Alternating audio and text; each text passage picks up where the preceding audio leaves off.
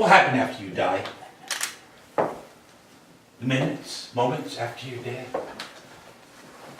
What will happen around you during the hour after you die? Who will be there? What do you think? What will they say? Will they be family? Friends? Or will you be alone? Maybe you'll be surrounded by strangers who really don't care much of anything about you.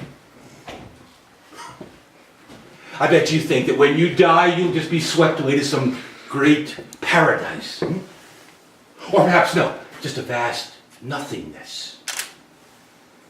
Either way, you're gone. Gone.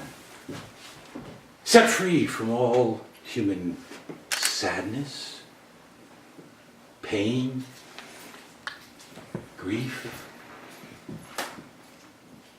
While those who are left behind have to deal with your absence without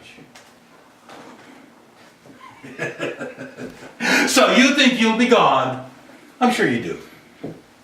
And for most of you, I'm sure that's how it will turn out.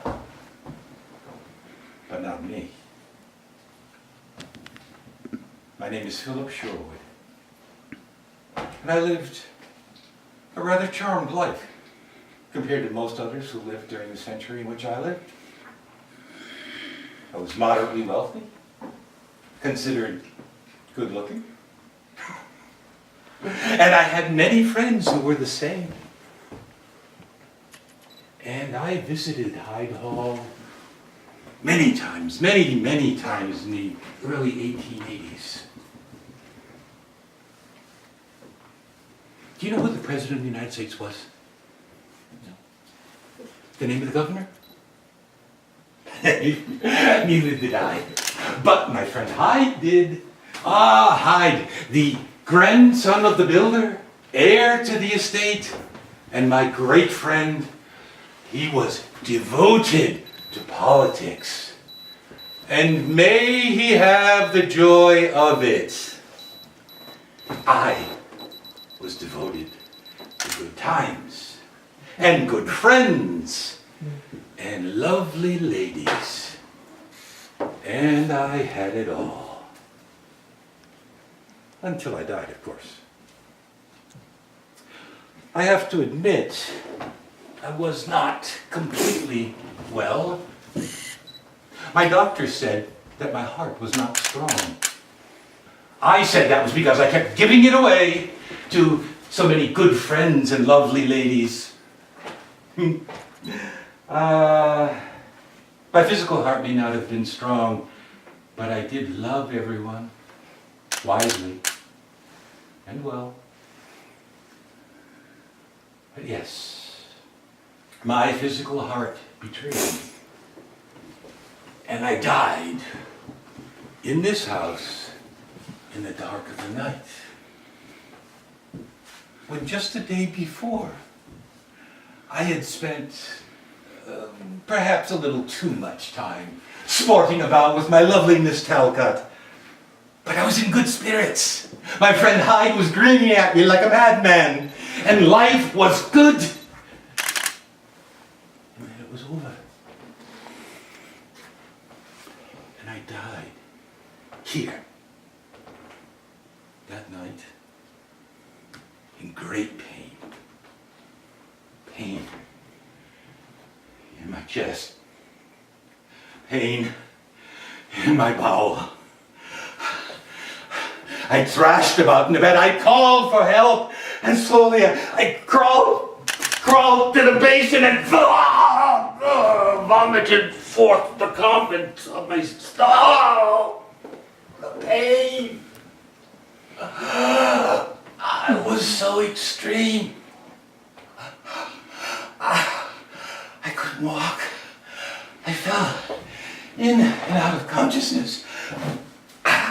Slowly, I tried to crawl back toward the bed. And I have no recollection of making it back to the bed. before I died. But apparently I did,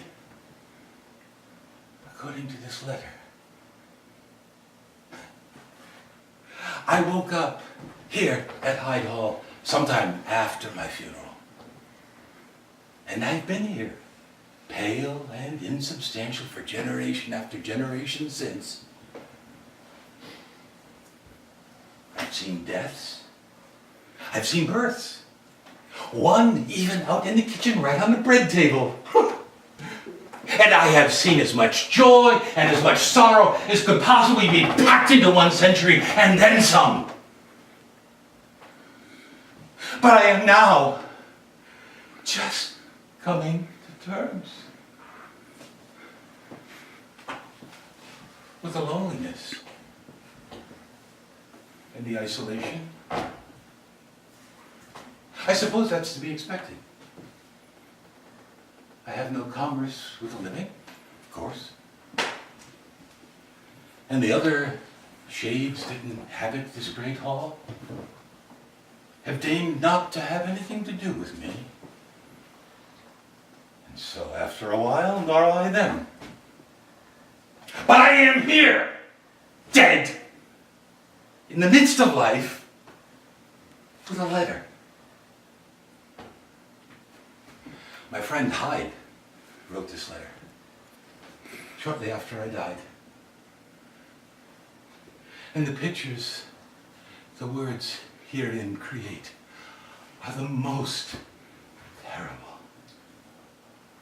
Desperate attempts at reviving me after I had already been dead for hours. My friends futilely banging on my chest and rubbing my limbs, trying to avoid the acceptance of the knowledge of what had happened to him, what they had just lost. Hyde himself wrote that his body was warm, but his extremities were cold. I called for my father and all other hands, and we worked hard for an hour, trying to rub the circulation back into him.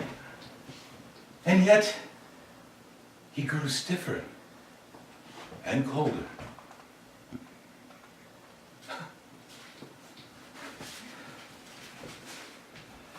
And then,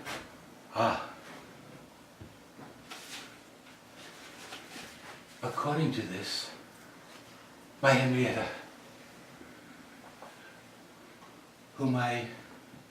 whose hand I had held the night before, whose eyes I had looked into.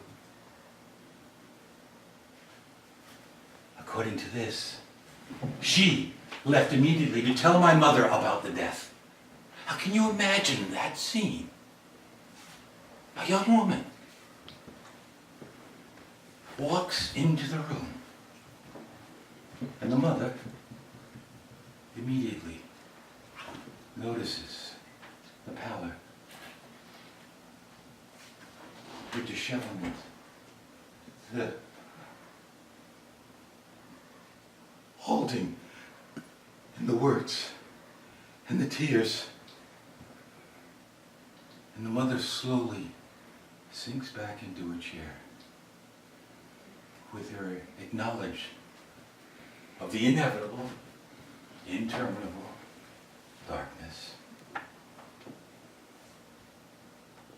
And yet, how does a young woman, brave as she is, respond to a mother's loss? That scene has run through my mind 1,000,000 times over the years. How? And then Hyde himself, trying to keep his own spirits up after losing his best friend, writes this letter and eventually commits to a chronology of so-and-so went here and this one went there and there was this Requiem Mass and another communion service and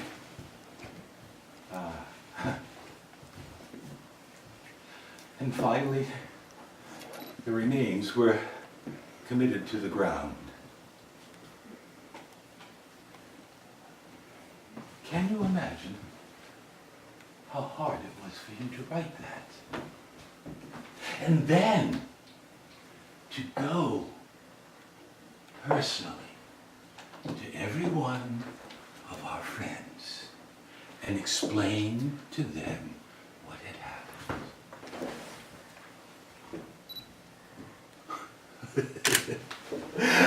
After one particularly difficult scene, he writes that, with our friend Penny Paddock, he writes that he came away with a good kiss. That is Hyde, my friends. In a situation like this, he comes away with a good kiss.